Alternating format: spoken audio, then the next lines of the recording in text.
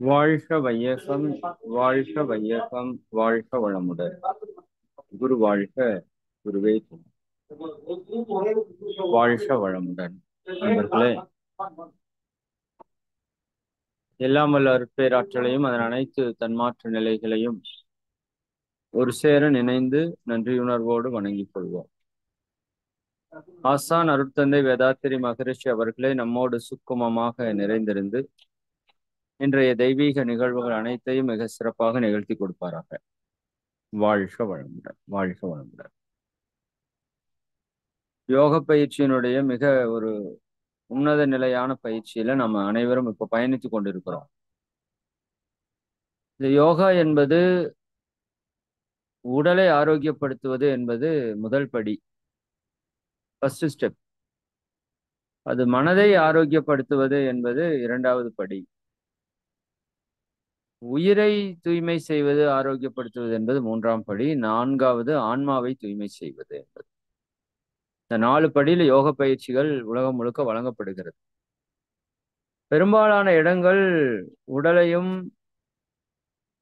மனதையும் தூய்மைப்படுத்துவதிலேயே நின்று விடுகிறது. அது உயிர் கடந்து ஆன்மாவுக்கு செல்றது சில இடங்கள்ல தான் அதற்கான வழிமுறைகளை சரியாக வைத்திருக்கிறாங்க. ஒவ்வொரு பயிற்சியும் சரியா பண்ணோம்னா அது அந்த நிலைக்கு எடுத்துட்டு போகும்னாலும், பட் மகரிஷி அவங்க நேரடியாக நமக்கு இந்த ஆன்ம தூய்மைக்கான பயிற்சியை கொடுத்திருக்கிறாங்க. அதுதான் நாம செய்யக்கூடிய அந்த அகத்தாய்வு என்று சொல்லக்கூடிய ஒரு பயிற்சி.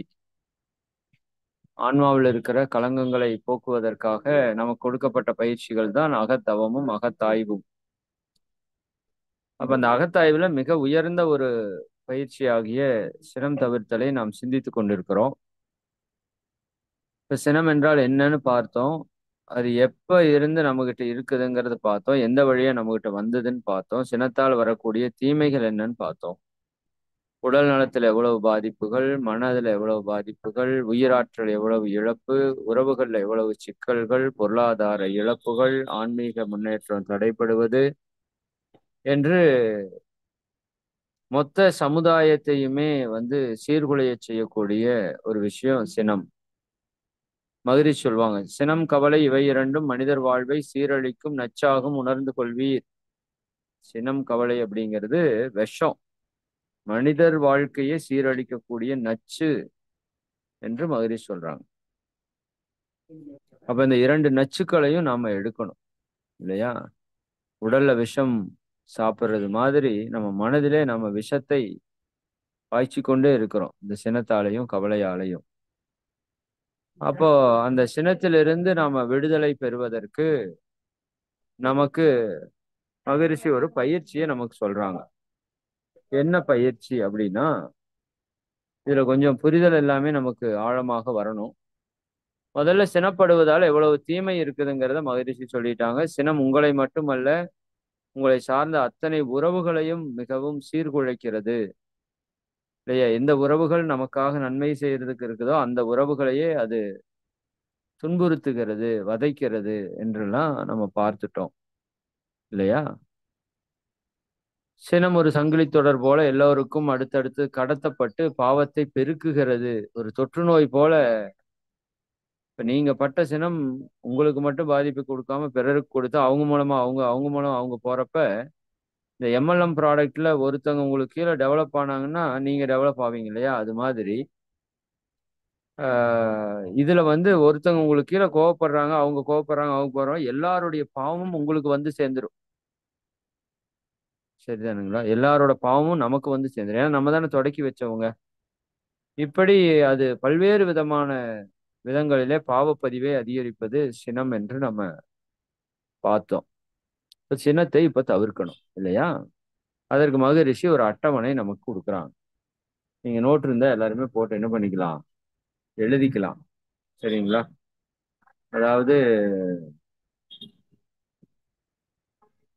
சினம் தவிர்த்தல் அப்படிங்கிறத ஃபர்ஸ்ட் சீரியல் நம்பர் போட்டுக்கணும், வரிசை எண் போட்டுக்கணும். சரிங்களா? வரிசை எண் போட்டு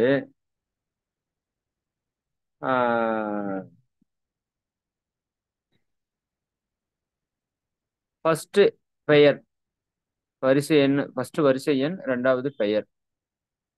பெயர்ல யார் யார் மேலெல்லாம் நமக்கு சினம் வருகிறதோ அவங்க பேரெல்லாம் எழுதணும். சரிங்களா? யார் மேல ரொம்ப அதிகமா வருதுன்னு ஃபர்ஸ்ட் எழுதணும். நான் முன்னாடி சொன்ன மாதிரி வாழ்க்கை துணை அவங்கதான் இருப்பாங்க அந்த இடத்துல எனக்கு தெரிஞ்சு. சரிங்களா? கல்யாணம் ஆயிருந்தா, இல்லாட்டி பெற்றோர்கள் அப்படி இருப்பாங்க. யாரு அவங்க பேர் எழுதிக்கோங்க. ஃபர்ஸ்ட் வந்து பேர் எழுதணும். யாரு பேர்ல எனக்கு அதிகமா கோபம் வருதோ அவங்க பேர் எழுதணும். சரிங்களா? அவங்க பேரை லைனா எழுதிக்கணும். ஒரு 10 பேர் மேல உங்களுக்கு அதிகபட்சம் கோபம் வரும். எல்லாருக்குமே அப்படித்தான். ரொம்ப ஆயிரக்கணக்கான பேர் மேல நமக்கு கோபம் வர்றதில்ல. ஒரு 10 பேர்.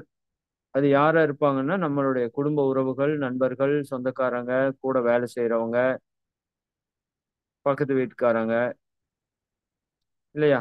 நீங்க யாரெல்லாம் வாழ்த்துறீங்களோ தவத்துல அவங்கதான் இருப்பாங்க. நீங்க வேணா எழுதி பாருங்க. சரிங்களா? இல்லாட்டி இன்னொரு பெரியவர் எதிரிலான்னு நினைப்போர் அவரும் வருவாரு. சரி, அந்த லிஸ்ட் எழுதிட்டீங்களா? நான் இப்ப சொல்றேன், நீங்க அப்புறமா கொஞ்சம் எழுதுங்க. எப்படி என்ன பண்ணணும்னு சொல்லி. ரெண்டாவது பெயர். பெயர்ல வந்து அவங்க பேர் என்னங்கிறத எழுதிக்கோங்க. மூன்றாவது அவருக்கும் நமக்கும் இருக்கிற உறவு முறை. அது மனைவியா, கணவனா, குழந்தையா, மாமனாரா, மாமியாரா, அம்மாவா, அப்பாவா, சகோதரியா, நண்பரா, அண்டை வீட்டாரா, சரிங்களா? யாருங்கிறத தெளிவா எழுதிடுங்க. இல்லையா? உறவு முறை. அவருக்கும் எனக்கும் இருக்கிற உறவு முறை என்ன? எழுதியாச்சா? இது மூணாவது. ஒன்று வரிசை எண், இரண்டாவது பெயர், மூன்றாவது அவருக்கும் எனக்கு இருக்கிற உறவு முறை. எழுதியாச்சா? ரைட்டு. அதுக்கு அடுத்தது ஆஹ், சினம் எழ காரணம். இதுதாங்க இம்பார்ட்டன்ட். இதுதான் very very very very important.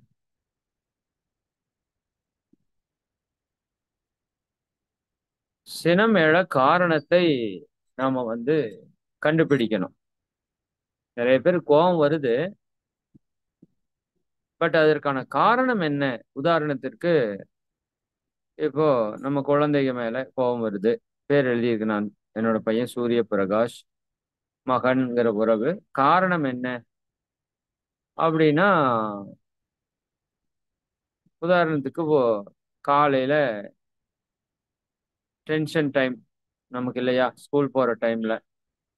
அப்ப என்ன பண்ணி வச்சிருக்க மாட்டாங்கன்னா, அந்த ஷூ எடுத்து தொடச்சு வச்சிருக்க மாட்டாங்க. இல்லாட்டி சாக்ஸ் எடுத்து வச்சிருக்க மாட்டாங்க. இல்லாட்டி பேக் ஏதாவது, புக் ஏதாவது மிஸ் பண்ணுவாங்க. டைரி சைன் வாங்குறதா இருக்கட்டும், அல்லது வேற ஏதாவது சம்திங் இருக்கும் இல்லையா? அந்த மாதிரி ஏதாவது ஒண்ணுல நமக்கு கோவம் வருதுன்னு வச்சுக்கோங்க. இப்போ இப்படியே வச்சுக்கோங்களேன். ஷூ வந்து அவர் கிளீன் பண்ணாம இருக்கிறாரு, அல்லது சாக்ஸ் வந்து எடுத்து வைக்காம இருக்கிறாரு. காலையில் தேடிட்டு இருக்காரு. இப்ப இதனால எனக்கு கோவம் வருது. இது காரணத்தை நம்ம எழுதணும். சரியா? என்ன காரணம், பர்டிகுலரா என்ன காரணங்கிறத டிஃபைன் பண்ணி அந்த இடத்துல எழுதணும். இதுல தாங்க தற்சோதனையே இருக்குது. சரியா? என்ன காரணம்? இப்ப சாப்பாடுல சாம்பார்ல உப்பு கம்மியா இருந்தா எனக்கு கோவம் வருது. என்னோட மனைவி கிளிப்பை ஒரு இடத்துல கண்ட இடத்துல வச்சாங்கன்னா அதை பார்த்தா எனக்கு கோவம் வருது.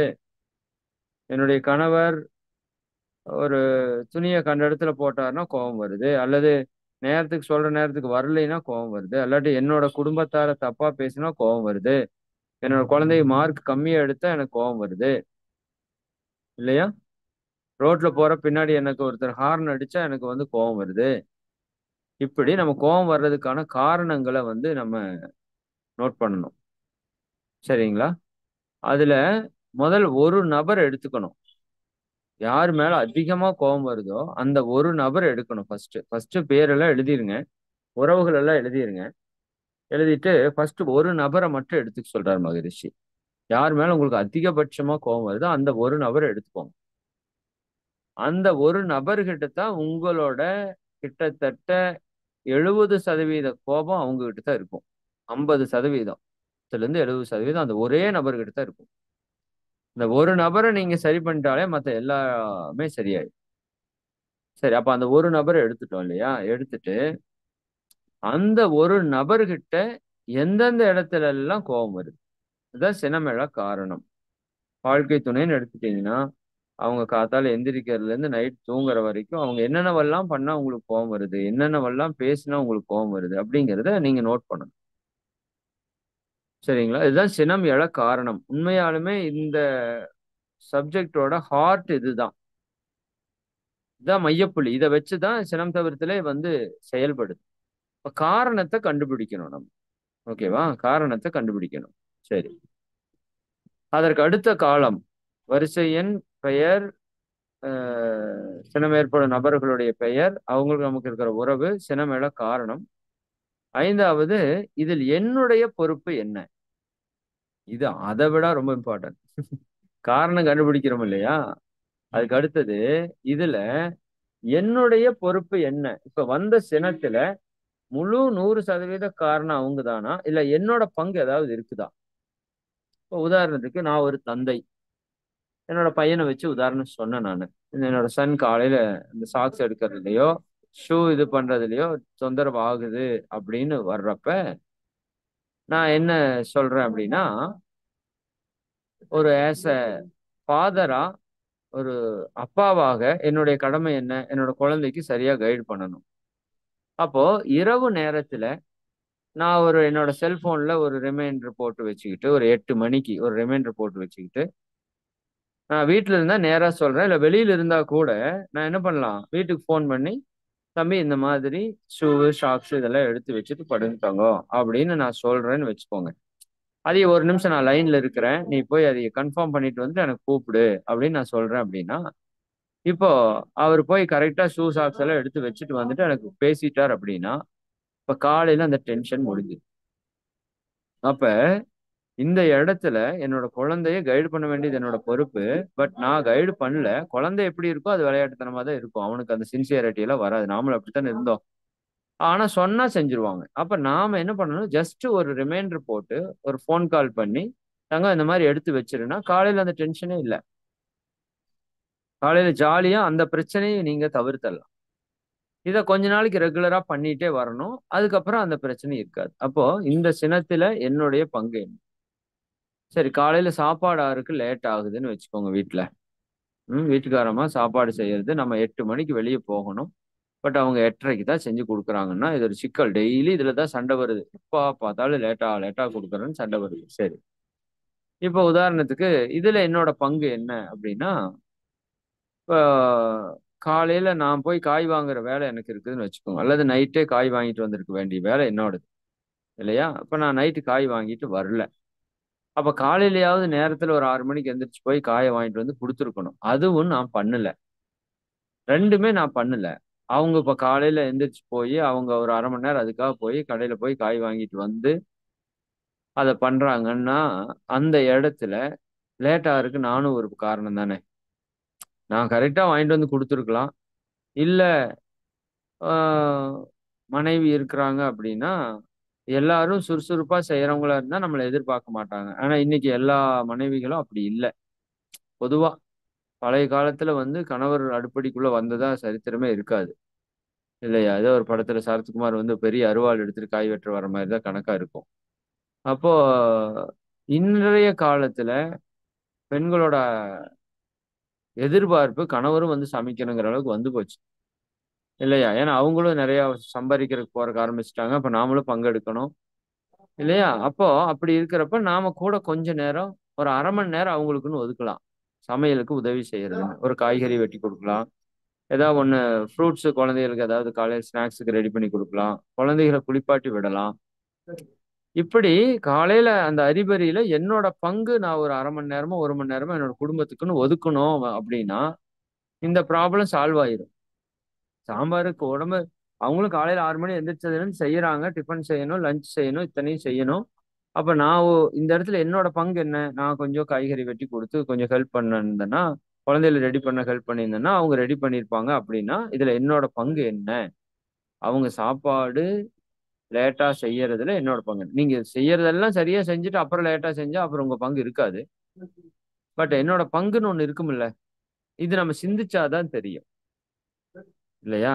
அப்ப நம்ம இந்த மாதிரி இப்ப என்னுடைய கணவர் தாமதமா வர்றார். அதனால எனக்கு கோவம் வருது. அப்படின்னு நெறைய பெண்கள் கம்ப்ளைண்ட் இல்லையா? சரி. ஏன் தாமதமா வர்றாரு? அதுல என்னோட பங்கு என்ன? நீங்க இங்க வீட்டுக்கு வந்தா நொய் நொய் நொய் நொய் நொய்ன்னு ஏதாவது பேசுறீங்கன்னா, அவரு திட்டமிட்டே தாமதமா வருவார். சிந்திச்சு பாருங்க. வீட்டுக்குள்ள வந்த உடனேயும் பல பிரச்சனைய சந்திச்சுட்டு இங்க வர்றாங்க. வர்றதே கொஞ்சம் நிம்மதியா இருக்கலான்ட்டு வர்றாங்க.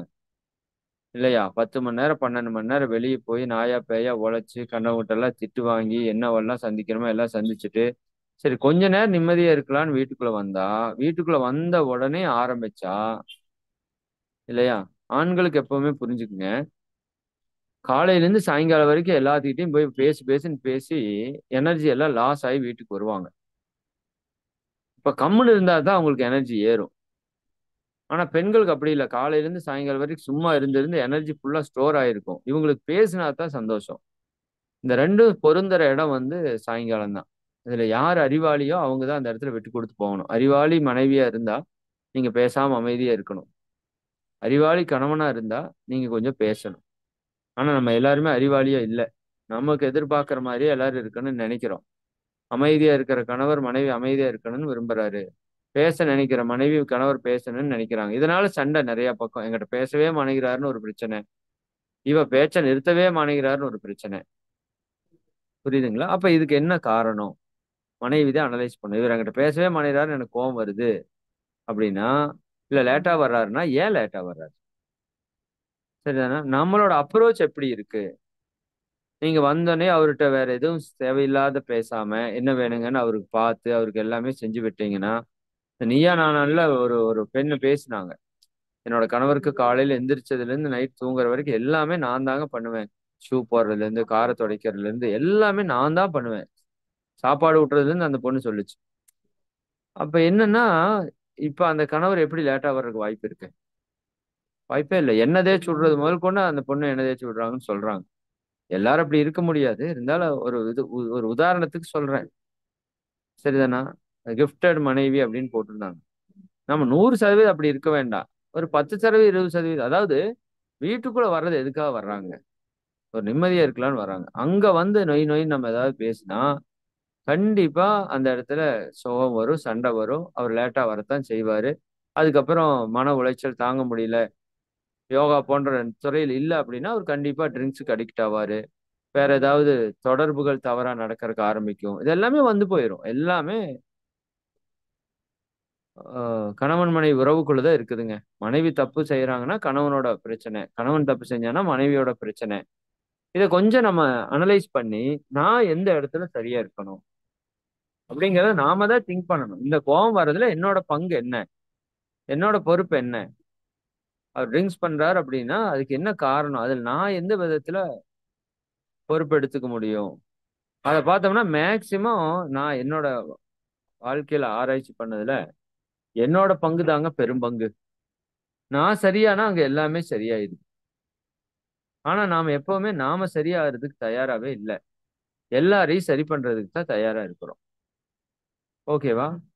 அப்போ காரணம் என்னன்னு கண்டுபிடிக்கணும். உங்க வாழ்க்கை துணை மேல உங்களுக்கு கோவம் வருதுன்னா, தயவு செஞ்சு உட்கார்ந்து இன்னைக்கு முதல் வேலை அது பண்ணுங்க. என்னென்ன காரணத்துல கோவம் வருதுன்னு எழுதுங்க. ஒரு 20 காரணம் வரலாம். அதிகபட்சம் நான் சொல்றேன். 10 காரணம் தான் இருக்கும். நல்லா புரிஞ்சுக்கோங்க. 1000 காரணமெல்லாம் இருக்காது. 10 காரணம் தான் இருக்கும். சரியா? அப்ப அந்த 10 காரணத்துல என்னோட பங்கு என்னன்னு பார்த்தீங்கன்னா, 90% நம்ம பங்கா தான் இருக்கு. நீங்க கவனிச்சு பாருங்க. கவனிச்சீங்கன்னா நல்லா தெரியும். என்னோட பங்கு நான் இத செய்யாதனால தான் அவர் இப்படி இருக்கார். நான் இத செய்யாதனால தான் அவர் இப்படி இருக்கார். நான் இத செஞ்சா அவர் சரியா இருப்பாரு. அவங்க சரியா இருப்பாங்க. அப்ப என்னுடைய பங்கு என்ன? சரி. இது போட்டீங்களா? அப்ப என்னோட பங்குன்னா, நான் அதைய சரி பண்ணணும். அவங்களோட விஷயம் இருக்கும். அதைய பக்குவமா சொல்லி ஹேண்டில் பண்ணணும். அங்க தான் நம்மளோட அறிவே இருக்கு. இறைவன் கொடுத்த அறிவ நம்ம எங்க பயன்படுத்தணும்னா, அந்த இடத்துல தான் பயன்படுத்துறோம். எல்லாரும் போல வள்ளு வள்ளுன்னு கத்திட்டு போறதுக்கு நமக்கு அறிவு தேவையில்லைங்க. பொறுமையா ஹேண்டில் பண்றதுக்கு தான் நமக்கு அறிவு தேவை. அதுக்கு தான் இறைவன் நமக்கு அறிவு குடுத்திருக்கிறான். எந்த இடத்துல யாருகிட்ட என்ன எப்படி பேசினா வேலை நடக்குங்கிறத பார்த்து, புரிஞ்சு, அண்டர்ஸ்டாண்ட் பண்ணி யாரையும் காயப்படுத்தாம பேசி வாருங்கிற அளவுக்கு தான் அறிவு நமக்கு குடுத்திருக்கிறான். நாம அந்த அறிவ யூஸ் பண்றது இல்ல. அதான் பிரச்சனை. அப்ப என்னுடைய பங்கு என்னன்னு பார்க்கணும். அதையும் நம்ம சரி பண்றதுக்கு முயற்சி பண்ணணும். புரியுதா இல்லைங்களா? இப்ப எனக்கு வந்து செருப்பு வந்து எல்லாம் கசகசன்னு விடுறாங்க அப்படின்னா, அதுல என்னோட பங்கு என்ன? முதல்ல நான் போய் செருப்பு சரியா விடுறேனா? சரியா? 2வது நான் அந்த செருப்பை நான் எடுத்து அடுக்கி வைக்கணும் கொஞ்ச நாள். அதுக்கப்புறம் குழந்தைகளுக்கு கூப்பிட்டு சொல்லிக் கொடுக்கணும். மனைவிய மாத்துறது கஷ்டங்க. ஏன்னா அவங்க வந்து 30 வருஷம் 25 வருஷம் பழக்கத்துல வர்றாங்க. செருப்பு நேரா விடுங்கன்னு சொன்னீங்கன்னா மாத்துறது கஷ்டம். அவங்களா அண்டர்ஸ்டாண்ட் பண்ணி மாத்துனா உண்டு. ஆனா குழந்தைகள மாத்துறது ஈஸி. அப்ப நீங்க குழந்தைங்க எல்லாருமே மாறும்போது கண்டிப்பா கணவர் ஒரு நாள் நிச்சயமா மாறுவாரு.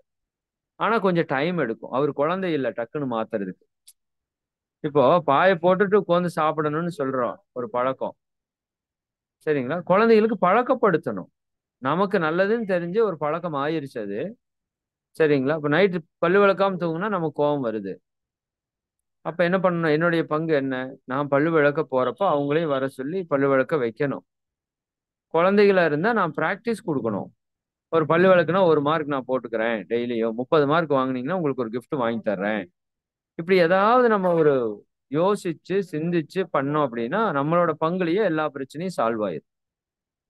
பட் நாம சரி ஆகணும். ஓகேங்களா? சரி அவங்க பக்கம் சில தப்பு இருக்கும். கரெக்ட் தான். உண்மதான். அது எப்படி சரி பண்றது? சிலத அன்பா சொல்லி சரி பண்ணணும். சிலத திட்டி சரி பண்ணணும். இந்த இந்த இடம் தான் ரொம்ப முக்கியம். சிலத அன்பா சொல்லி சரி பண்ணணும். கொஞ்சம் பொறுமையா புரிய வைக்கிறதுக்கு முயற்சி பண்ணணும். யார் மூலமா எப்படி சொன்னா புரியுங்கிறத யோசிச்சு திங்க் பண்ணி அப்படி சொல்லணும். இல்ல நாம எப்படி சொன்னா அவங்க ஏத்துக்குவாங்கன்னு உட்கார்ந்து யோசிச்சு திங்க் பண்ணி பேசணும். புரியுதா இல்லைங்களா? குழந்தைகிட்ட மகரிஷி நடிப்பு சினத்தை காட்டணும் அப்படின்னு சொல்றாரு. நடிப்பு சினம் இந்த வார்த்தையை மனசுல வச்சுக்கோங்க. குழந்தைகிட்ட நடிப்பு சினம். அதாவது ஒரு சின்ன குழந்தை அதுகிட்ட போய் நீங்க அன்பா சொன்னீங்கன்னா எல்லா குழந்தையும் கேட்குமான்னா தெரியாது. சிலது கேட்கும், சிலது கேட்காது. சரிங்களா? இப்ப அன்பா சொல்றீங்க, தங்கம் அதை செய்யாத அப்படின்னு. இந்த குழந்தைய கேட்குமான்னா கேட்காது. அப்ப என்ன பண்ணணும்? கொஞ்சம் அதட்டணும். ஏய், தொட்டா அடி விழுகும். அப்படி சொல்லணும். ஆனா, உங்க ஹார்ட்ல பிபி ரைஸ் ஆகாம சொல்லணும். இதுதான் இருக்கிற பெரிய விஷயம். ஆக்சுவலா நீங்க சொல்லிருவீங்க. ஏய் தொட்டேன்னா அடிப்பேன்னு சொல்லுவீங்க. உங்க உங்க ஹார்ட்டோட பிபி ரைஸ் ஆகும். நீங்க கோபப்பட்டு சொல்றீங்க. நல்லா புரிஞ்சுக்கோங்க. குழந்தை சரி பண்ணணும். குழந்தை உதாரணத்துக்கு ஒரு பக்கத்தால ஒரு விளக்கு எரியுது. அந்த குழந்தை போய் தொடறக்கு முயற்சி பண்ணுது. நீங்க சும்மா சொல்றீங்க தங்கம் தொடாத சுட்டுரும்னு. அது கேட்காது. மறுபடியும் போய் தொடறக்கு முயற்சி பண்ணும். அப்ப என்ன பண்ணணும்? ஒரு கண்டிஷன் பண்ணணும். ஏய் தொட்டா அடிப்பேன் அப்படின்னு சொல்லணும். இல்லையா? அப்ப தொட்டா அடிப்பேன்னு சொல்றப்ப உங்க வார்த்தையில அந்த சினம் இருக்கணும். பட் உங்க மனசுக்குள்ள சினம் இருக்கக்கூடாது. இதுக்கு பேரு நடிப்பு சினம். நடிப்பு சினம். அதாவது இப்ப சினிமா படத்துல ஹீரோவும் வில்லனும் சண்டை போடுவாங்க. பார்த்திருக்கீங்களா? எம்ஜிஆர், நம்பியாரு, சரியா? ரஜினி சார் எல்லாரும் கூட சண்டை போடுறாங்கல்ல வில்லன்கள் கூட. ஆக்சுவலா அவங்க கோவப்படுவாங்கன்னு நினைக்கிறீங்களா? கிடையாது. கோபப்படுற மாதிரி நடிக்கிறாங்க. அந்த சீன் முடிஞ்சோனே ஒருத்தர் ஒருத்தர் தோள் மேல கை போட்டு ஜாலியா போவாங்க. அப்ப அவங்க கோபப்படுறப்ப அவங்க ஹார்ட் பிபி ரைஸ் ஆகுமா? ஆகாது. சிலர் வந்து அந்த கதாபாத்திரமா மாறி நடிக்கிறப்போ அது வேற. அது விட்டுருங்க. பொதுவா சரிங்களா? ஒரு ஹீரோவுக்கும் வில்லனுக்கும் இருக்கிற ஒரு பாண்டிங் எப்படி இருக்கும்? அவங்க ஃப்ரெண்ட்ஸ் தான். பட் படத்துக்காக வில்லனா நடிக்கிறாங்க. அப்ப கோவப்படுற இடத்துல கோவப்படுவாங்க. பட் நடிப்பாங்க. அது அவங்களோட உடல பாதிக்காம இருக்கும். வாயில தான் கத்துவாங்க. முகம் தான் மாறுமே தவிர, கைகள் தான் இயக்குமே தவிர, ஹார்ட் வந்து மென்மையா இருக்கு. அப்படி நாம என்ன பண்ணணும்? கோபப்படணும் சில இடத்துல. இப்ப உங்களுக்கு கீழ 4 பேர் வேலை பார்க்குறாங்க. எல்லாருமே ஒரே மாரி வேலை பார்ப்பாங்கன்னு சொல்ல முடியாது. சரியா? அப்போ கண்டிஷன் பண்ண வேண்டிய இடத்துல கண்டிஷன் பண்ணணும். ஆனா உங்கள பாதிக்காம கண்டிஷன் பண்ணணும். அது உங்கள பாதிச்சதுன்னா, நீங்க இழப்புக்கு தயாராயிக்கணும். அது நடக்கக்கூடாது. அப்ப குழந்தைகளோ, நமக்கு கீழ வேலை பார்க்குற நபர்களோ, சிலர் தவறு செய்றவங்க இருப்பாங்க. ஏமாத்துறவங்க இருப்பாங்க. அவங்கள நம்ம ஒரு நடிப்பு சினத்தால சரி பண்ணலான்னு சொல்றாரு. மத்த இடத்துல நம்மளோட புரிதல்ல சரி பண்ணணும். சொல்லி எப்படி சொன்னா புரியுமோ அப்படி சொல்லணும். இல்லாட்டி கம்முன்னு சொல்லாம வாழ்த்திட்டே வந்தீங்கன்னா சரியாயிரும். அதான் மிகப்பெரிய சீக்ரெட் அது. கடைசியா சொல்றேன் நான். சரிங்களா? அப்ப வரிசை எண் போட்டிருக்கிறோம், பெயர் போட்டிருக்கிறோம், அவங்களுக்கு நமக்கு இருக்கிற உறவு போட்டிருக்கிறோம், சினமெல காரணம் போட்டிருக்கீங்க. காரணத்துல எனது பங்கு என்னன்னு போட்டிருக்கீங்க. இந்த எனது பங்கு சரிங்களா? அது எப்படி நான் சரி பண்ணணுமோ, நான் சரி பண்ணிக்கணும். அவங்ககிட்ட எப்படி சொல்லி சரி பண்ணணுமோ, சரி பண்ணணும். நேரம், காலம், இடம் எல்லாம் பார்த்து பொறுமையா ஹேண்டில் பண்ணணும். சரிதானுங்களா? ரைட். அதுக்கு அடுத்தது, சினத்தினால் ஏற்பட்ட விளைவு என்னங்கிறது யோசிக்கணும். அதுதாங்க ஹைலைட். ஒவ்வொன்னுமே ஹைலைட் தான். இதனோட விளைவு வந்திருக்கும்ல. இப்போ ஒரு நாள் வந்து இப்போ ஒரு ஒரு உதாரணத்துக்கு சொல்றேன். காலையில குழந்தைக ஷூ போடுறாங்க. ஒரே உதாரணத்தையே திரும்ப திரும்ப சொல்றேன். ஷூ போடல அல்லது சாக்ஸ் எங்கேயோ வச்சுட்டாங்க. அல்லது துவைக்கல. ஏதோ ஒண்ணு காலையில நான் எந்திரிச்சு கிளம்பி ரெடியா இருக்கிறோம். குழந்தை லேட்டா வர்றான், பையன் லேட்டா வர்றான் அப்படின்னா, ஒரே டென்ஷன் அந்த இடத்துல. அவன திட்டுறேன். நானும் டென்ஷன் ஆகுறேன். பையனும் டென்ஷன் ஆகுறான். சரிங்களா? அவனுக்கு திட்டு, அவனுக்கு மனக்கசப்பு. ஸ்கூல் போறப்ப என் கூட சோகமா வர்றான். அப்பாட்ட திட்டு வாங்கிட்டோன்னு வர்றான். அந்த அன்னைக்கே அவனுக்கு எப்படி இருக்கும் யோசிச்சு பாருங்க. காலையில திட்டு வாங்கிட்டு போனா, சாயங்காலம் வரைக்கும் அவனோட பொழப்பு எப்படி இருக்கும்? முதல் கோணல் முற்றிலும் கோணல்ங்கிற மாரி, முதல்லயே துன்பம், கஷ்டம் அவனுக்கு ஒரு பொருந்தா உணர்வுல அனுப்புனோம்னா, அந்த அன்னைக்கு ஃபுல்லா அவன் அப்படித்தான் ஃபீல் பண்ணுவான். சரி நாமளும் கோவப்பட்டு திட்டிட்டோமே! நம்மளோட லைஃப் எப்படி இருக்கும் அந்த அன்னைக்கு? காலங்காத்தால பையன திட்டி டென்ஷன் ஆயி, எனர்ஜி குறைச்சு, அப்புறம் போற பக்கமெல்லாம் நமக்கு அந்த டென்ஷன் தொத்திட்டே கிடக்கும். அந்த ஒரு இரிட்டேஷன் நம்மகிட்ட இருந்துட்டே இருக்கும். அந்த சூழல்ல இருக்கிறவங்க, இப்ப மனைவியோ, வேற ஒரு குழந்தையோ இருக்கிறப்ப, அவங்களும் இந்த இடத்துல பாதிக்கப்படுறாங்க. அப்புறம் சாயங்காலம் வர்றப்போ, பையன மறுபடியும் அந்த கோப பார்வையிலேயே தான் பார்க்கறது. அது தொடரும். கணவன் மனைவிக்குள்ள ஒரு சண்டை வந்துருச்சு அப்படின்னா, நீங்க என்ன ஆகுதுன்னு பாருங்க. அந்த சண்டை முத்தி போயி, ஒரு சின்ன பிரச்சனையில ஆரம்பிக்கும். அது பேச்சு அதிகமாயி, அதிகமாயி, அதிகமாயி சரிதானா? அது பெருசாயி, அது அந்த குடும்பத்த இழுத்து, இந்த குடும்பத்த இழுத்து, கல்யாணத்துல இருந்து பேசி, டைவர்ஸ் ஆகுற வரைக்கும் போயிரும். சின்ன விஷயமா இருக்கும். சாம்பார்ல உப்பு கம்மியா இருக்கும். அது டைவர்ஸ்ல போய் நிக்கும். பேச்சுனா அப்படித்தான் இருக்கும் பேச்சு. ஏன்னா பேச்ச வளர்த்திட்டே இருந்தீங்கன்னா, எரியிறதுல எண்ணெய் ஊத்துற மாரி அது போயிட்டே தான் இருக்கும். வெடிச்சே போயிரும் கடைசியா. நெறைய பிரச்சனை அப்படித்தான் நான் பார்க்கிறேன். என்னோட வாழ்க்கையிலயும் பார்க்கிறேன். பலரோட வாழ்க்கையிலயும் பார்க்கிறேன். காசுக்காகாத பிரச்சனைய எடுத்து சண்டை போட்டு பிரிஞ்சு நிக்கிறத. இல்லாட்டி அந்த அம்மா ஊருக்கு போயிரும். அப்புறம் 10 நாளைக்கு சோறு இல்லாம வத்திட்டு கிடக்குற மாரி இருக்கும். அந்த அம்மா அங்க போய் உட்காந்துட்டு வீட்டுக்காரர் என்ன பண்ணிட்டு இருப்பாரோ, குழந்தை என்ன பண்ணிட்டு இருப்பாங்களோன்னு அது ஒரு பக்கம் புலம்பிட்டு கிடக்கு. இதெல்லாம் தேவையான்னு பாருங்க. எவ்வளோ கஷ்டம் இல்லையா? காலையில ஒரு டென்ஷன் ஆயி சோறு திங்காம போயிட்டோம். அப்படித்தானே போயிர்றோம் நெறைய பேரு. சாப்பாடு லேட் ஆச்சுன்னு சத்தம் போட்டு ஓடுறோம். போறப்ப டென்ஷனு. சோறு இல்ல. அப்புறம் போய் கடையில போய் திம்போம். வயிறு எரியும், வாய் எரியும். இதுதான் விளைவு. அந்த விளைவ யோசிக்கணும். சினத்தினால எனக்கு வந்த விளைவு என்ன? 2 பேர் 4 நாள் பேசாம இருந்திருப்போம். மூஞ்சி மூஞ்சி பார்க்காம இருந்திருப்போம். அந்த வீடே சுடுகாடு மாதிரி இருக்கும். கவனிச்சு பாருங்க. எல்லாரும் பேசிட்டு கலகலன்னு சந்தோஷமா இருந்தா எப்படி இருக்கும்? இல்ல 4 பேர் மூஞ்சி திருப்பிட்டு போறீங்க. கணவன், மனைவி மூஞ்சி திருப்பிட்டு போனா, குழந்தைக்கு என்ன பாடுபடும்? நம்ம என்ன பாடுபடுவோம்? இத்தன துன்பம் தேவையா? இந்த குட்டி வாழ்க்கையில நாளைக்கு செத்து போனாலும் போயிருவோம். இல்லையா? இப்ப இது என்ன அறியாமை? அறியாமையினுடைய வெளிப்பாடு தான் இது. சினத்தினால் வரக்கூடிய விளைவு என்ன வந்தது எனக்கு? சரியா? சரி ஓகே. தொடரும்.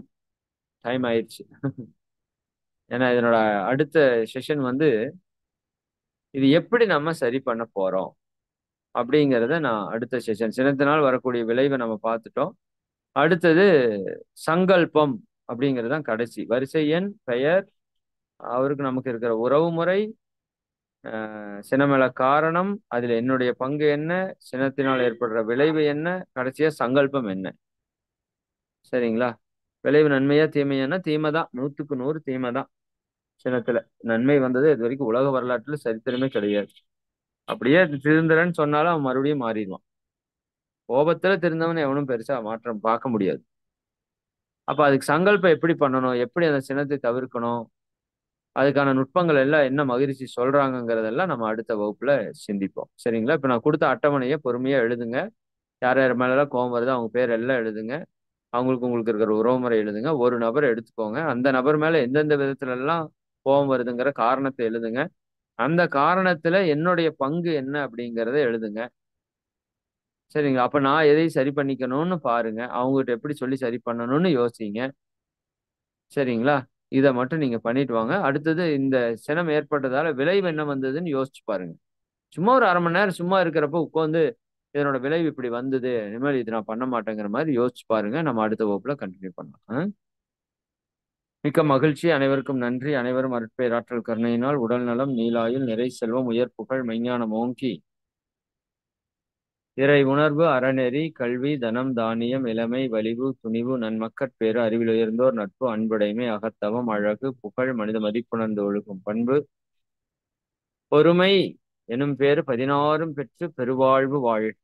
வாழ்க வளமுடன். வாழ்க வளம். வாழ்க வளம். நண்பர்களே பாருங்க, இந்த பொறுமை அப்படிங்கறத 16வது செல்வமா நான் சொல்றேன்ல, அந்த பொறுமையில இந்த சினம் தவிர்த்தல் தான் மகிழ்ச்சி சொல்றாங்க. நீங்க பெற வேண்டிய 16 செல்வத்துல ஒரு செல்வம் வந்து பொறுமை. சினம் தவிர்த்தாதான் பொறுமை வரும். அப்ப இது எவ்வளவு உயர்ந்ததுன்னு பாருங்க இந்த பயிற்சி. 16 செல்வம் ஒரு மனுஷன் பெற வேண்டியதுல பொறுமை என்பது மிகப்பெரிய செல்வம். அது சினம் தவிர்த்தால் தான் நடக்கும். அதுக்கான பயிற்சி செய்யறோம். தொடர்ந்து சிறப்பா செய்யுங்க. வர டிசம்பர் 1ஆம் தேதி பெரிய விழா வச்சிருக்கிறோம். நீங்க எல்லாரும் குடும்பத்தோட வர்றதுக்கு முயற்சி பண்ணுங்க. சரி, நான் மனம் இருந்தால் மார்க்கம் உண்டு. அவ்வளவுதான் நான் சொல்லுவேன். எல்லாம் வெளியூர்லயும் நிறைய பேர் இருக்கிறதுக்கு வாய்ப்பு இருக்கு. இருந்தாலும் முயற்சி பண்ணுங்க. வருடத்திற்கு ஒரு முறை இங்க ஒரு 9 மணி 10 மணிக்கு வந்தீங்கன்னா போதும். ஒரு 5 மணிக்கு எழுந்திரிச்சு வண்டியில கிளம்புனீங்கன்னா கூட ஒரு 5 மணி நேரம் டிராவல் இருக்கிற ஊர்கள் எல்லாமே நீங்க வந்து வர முடியும். சரிங்களா? ஒரு 5 ஹவர்ஸ் டிராவல் இருக்கிற ஊர்கள் எல்லாமே நீங்க வர முடியும். வாய்ப்பு இருந்தால் இரவு கூட வந்து இங்க தங்கிக்கலாம். அந்த வாய்ப்பை நீங்க வந்து பயன்படுத்துங்க. சரிங்களா? டிசம்பர் 1ஆம் தேதி நமக்கு பெரிய ஃபங்க்ஷன் வச்சிருக்கிறோம். எல்லாரும் ஃபேமிலியோட வாங்க.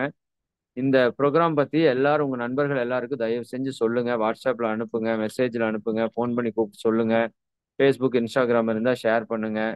இது உங்க வீட்டு ஃபங்க்ஷன் மாதிரி பண்ணுங்க. இது நம்மளோட குடும்ப ஃபங்க்ஷன். இறை சாதனை மார்க்கம் 5ஆம் ஆண்டு விழா. இதனோட அடுத்தடுத்த நிகழ்வுகள்லாம் இந்த ஆண்டு விழா சிறப்பா நடக்கும்போது இன்னும் இது வந்து சீக்கிரமா வளர்ச்சியாகி நிறைய பேருக்கு போய் சேரும். அதுக்காக தான் நான் சொல்லுங்க சொல்லுங்கன்னு சொல்றேன். அதனால இதெல்லாம் நமக்கு புண்ணிய காரியம் செய்வதற்கான ஒரு வாய்ப்பு, அறிவு தானம் கொடுப்பதற்கான ஒரு வாய்ப்பை நீங்க நல்லா பயன்படுத்திக்கணும். அதான் ரொம்ப ரொம்ப முக்கியம். சரிங்களா? சரி. அதனால எல்லாரும் வர்றதுக்கு முயற்சி பண்ணுங்க. வர்றவங்க எல்லாம் அந்த லிங்க் அனுப்பிச்சிருக்கிறோம். அதுல ஜாயின் பண்ணுங்க. சரிதானுங்களா? உங்களுக்கு தெரிஞ்சவங்களுக்கு எல்லாம் சொல்லி அவங்களையும் வர சொல்லிட்டு முயற்சி பண்ணுவோம். சரிங்களா? சரி, சரி. அடுத்தது இந்த தற்சோதனை ஃபார்ம்ல வந்து சாந்தி தவம் என்று செஞ்சோமா அப்படின்னு கேட்டிருக்கிறோம் இல்லையா? இரவு நேரத்துல எப்பவுமே தூங்குறப்போ ஒரு 2 நிமிஷம் சாந்தி தவம் பண்ணிட்டு தான் படுக்கணும். ஏன்னா ஒரு காலையில இருந்து சாயங்காலம் வரைக்கும் மனம் வந்து ரொம்ப அலைச்சல் அங்கேயும் இங்கேயும் ஓடி ஆடி திரிஞ்சு வச்சிருக்கும். அப்படியே போய் நேரா படுத்தீங்கன்னா தூக்கம் வராது, டிஸ்டர்ப் ஆகும்.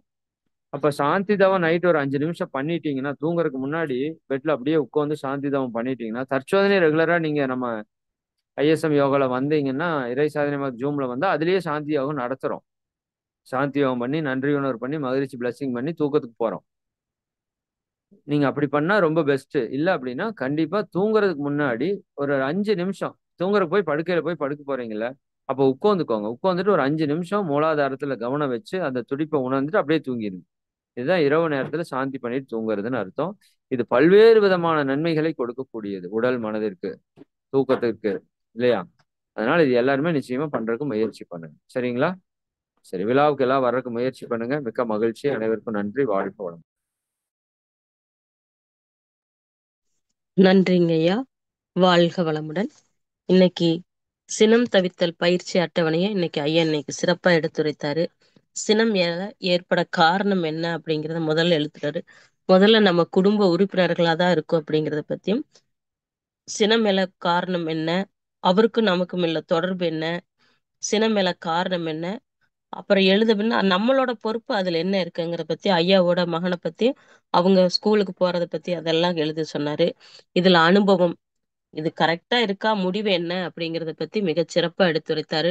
அடுத்தது சங்கல்பத்தை பத்தி அடுத்த வாரம் எடுத்துரைக்கிறத மிகச் சிறப்பா எடுத்துரைத்த இறை ஆசிரியர் இறை மதன் ஐயா அவர்களை நாம் நன்றியுணர்வோடு வாழ்த்துவோம். இறை ஆசிரியர் இறை மதன் ஐயா அவர்களின் அன்பு குடும்பமும் வாழ்க வளமுடன், வாழ்க வளமுடன். இறை ஆசிரியர் இறை மதன் ஐயா அவர்கள் அருட்பேராற்றல் கருணையினால் உடல் நலம், நீலாயுள், நிறை செல்வம், உயர் புகழ், மெஞ்ஞானம் ஓங்கி வாழ்க வளமுடன், வாழ்க வளமுடன், வாழ்க வளமுடன். உலக நல வாழ்த்து. உலகமெல்லாம் பருவமழை ஒத்தபடி பெய்யட்டும். உழவரெல்லாம் தானியத்தை ஓப்புடனே பெருக்கட்டும். பல தொழில்கள் புரிகின்ற பாட்டாளி உயரட்டும். பகுத்துணர்வில் தொகுத்துணர்வு பண்பாட்டை உயர்த்தட்டும். கலகங்கள் போட்டி வகை கடந்தாட்சி நடக்கட்டும். கல்லாமை கடன் வறுமை கலங்கங்கள் மறையட்டும். நலவாழ்வை அளிக்கும் மெய் ஞான ஒளி வீசட்டும். நம் கடமை அறவாழ்வின் நாட்டத்தே சிறக்கட்டும் நம் கடமை அறவாழ்வின். நாட்டத்தே சிறக்கட்டும் நம் கடமை அறவாழ்வின். நாட்டத்தே சிறக்கட்டும். வாழ்க வையகம், வாழ்க வையகம், வாழ்க வளமுடன். நன்றி. வாழ்க வளமுடன். இத்துடன் இந்நிகழ்வு நிறைவு செய்து கொள்கிறோம். இந்த நிகழ்வில் கலந்து கொண்ட அன்பர்கள் அனைவரும், இந்த நிகழ்வில் அருட்தொண்டாற்றிய அன்பர்கள் அனைவருக்கும் மனமார்ந்த நன்றிகளும் வாழ்த்துக்களும். அடுத்ததாக 12 மணியின் நிகழ்வில் இறை ஆசிரியர் பயிற்சியில் அனைவரும் கலந்து கொண்டு ஆன்ம தூய்மை பெறுவோம் என்று கூறி இத்துடன் இந்நிகழ்ச்சியை நிறைவு செய்து கொள்கிறோம். நன்றி. வாழ்க வளமுடன்.